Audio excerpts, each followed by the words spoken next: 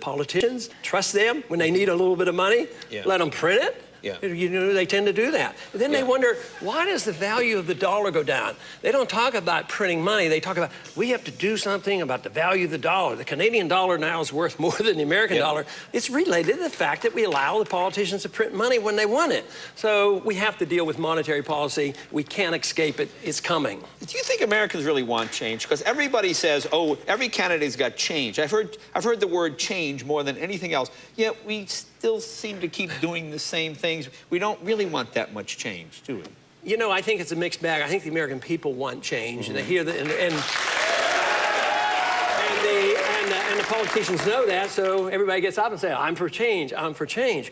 But the whole thing is what kind of change? Okay. You know, right now, you know, whether you're like Republicans or Democrats, does foreign policy change? No. Does monetary policy change? No, they don't even talk about it. Does fiscal policy change? No. We elect the conservative Republicans and they make the deficit worse than the rest. Yeah, the American people are tired of that. They want real change.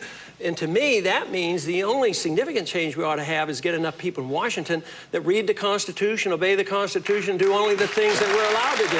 Let me ask you, let's say you're not running for president. You're sitting home in Texas. You're not in either party. Which of the Democrats do you like? I mean, which is closest to... Closest to it? Well, that doesn't mean I have to vote for him. I'm just saying, I mean, if you had to pick someone from the Democratic field, who do you like? Well, a good friend of mine that I talk to all the time about foreign policy is Dennis Kucinich. Right, okay. Because he understands civil liberties, he understands, you know, a lot about foreign policy, and sometimes when there's only two of us that will vote in the House against expanding our war in the Middle East, he and I will be voting together, so I have a lot of respect for him, but we would disagree on economic policy. But it's good that you have allies on both sides of the aisle. Now, I know you've got to go back to New Hampshire tonight, right? That is correct. Well, thanks for coming. I just wanted to clear up that thing. I thought it was blatantly unfair, and thanks for coming by and giving us a little more insight. Thank you, man. Thank you. Ron Paul, be right back with Cooking and Potatoes right after this. That's why the other members of the legislature call him the one exception to the Gang of 535 on Capitol Hill. That's why Ron Paul enjoys more grassroots support than any other candidate. It's important to note that Paul has 1,216 meetup groups. McCain has 27. That's why Ron Paul has brought more new members into the Republican Party than any candidate since Ronald Reagan. Ron Paul has shown that he can reverse the downward trend in Republican voter registration that we've seen over the last 4 years.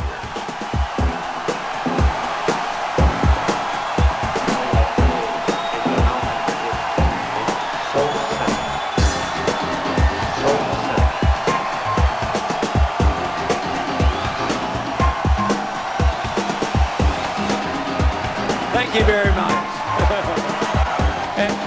and the media keeps asking me, why did I come to Minneapolis? Now we know.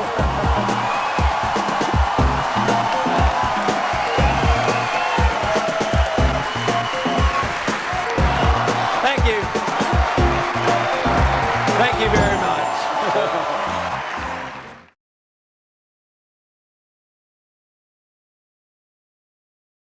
We are indeed standing upon the shoulders of giants, men like Thomas Jefferson, Benjamin Franklin, and the founder of our party, Abraham Lincoln.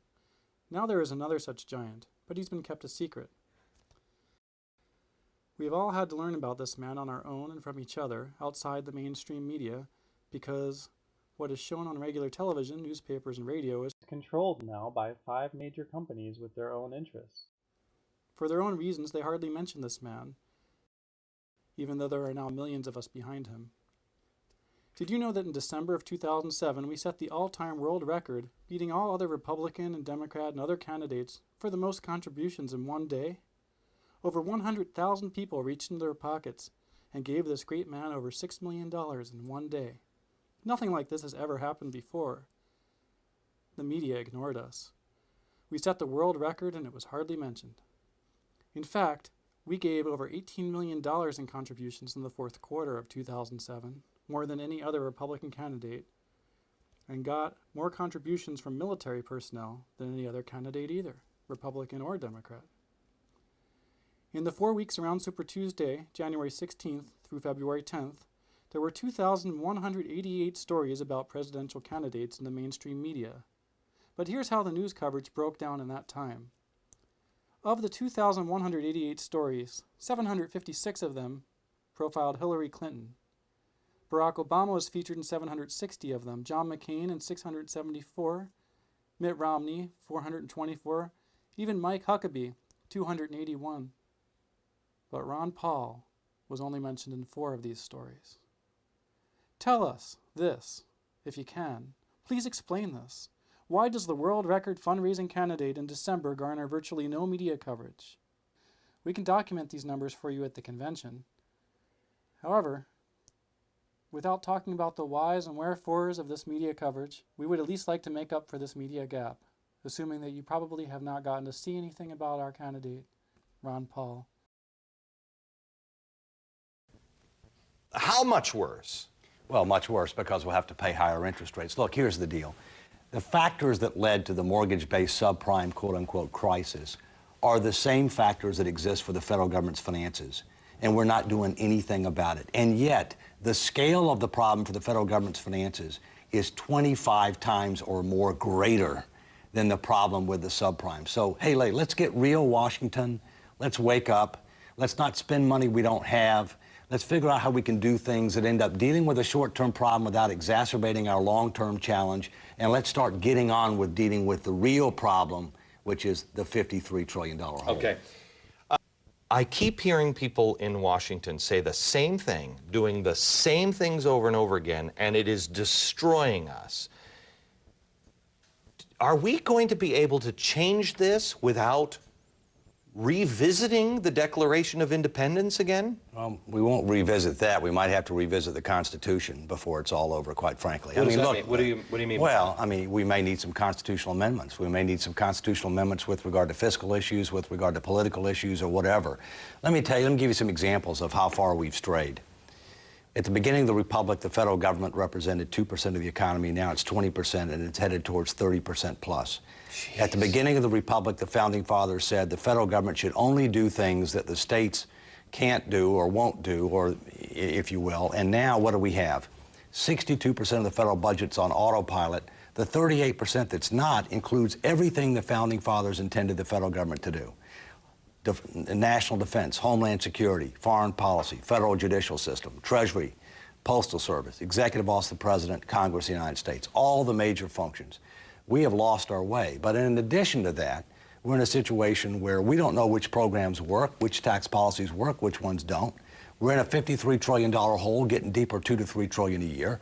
And we face major sustainability challenges: fiscal, healthcare, energy, environment, foreign policy, immigration, Iraq, major challenges, taxes, our tax system. None of these are sustainable in their present form.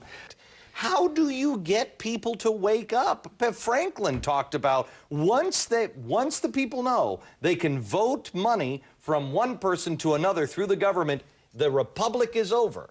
How do you survive? How do you change it? Well, first, the people are a lot smarter than people give them credit for. If you state the facts and speak the truth, they can understand it. But you need to talk more than numbers. Numbers can make your eyes glaze over. You need to talk about values. How about the value of stewardship? Next Tuesday is Election Day. Next Tuesday, all of you will go to the polls. You'll stand there in the polling place and make a decision. I think when you make that decision, it might be well if you would ask yourself, are you better off than you were 4 years ago? Is it easier for you to go and buy things in the stores than it was 4 years ago? Is there more or less unemployment in the country than there was 4 years ago? Is America as respected throughout the world as it was? Do you feel that our security is as safe, that we're as strong as we were 4 years ago? And if you answer all of those questions yes, why then I think your choice is very obvious as to who you'll vote for. If you don't agree, if you don't think that this course that we've been on for the last 4 years is what you would like to see us follow for the next 4, then I could suggest another choice that you have. This country doesn't have to be in the shape that it is in. We do not have to go on sharing in scarcity with the country getting worse off, with unemployment growing. We talk about the unemployment lines. If all of the unemployed today were in a single line, allowing 2 feet for each one of them, that line would reach from New York City to Los Angeles, California. All of this can be cured, and all of it can be solved. I have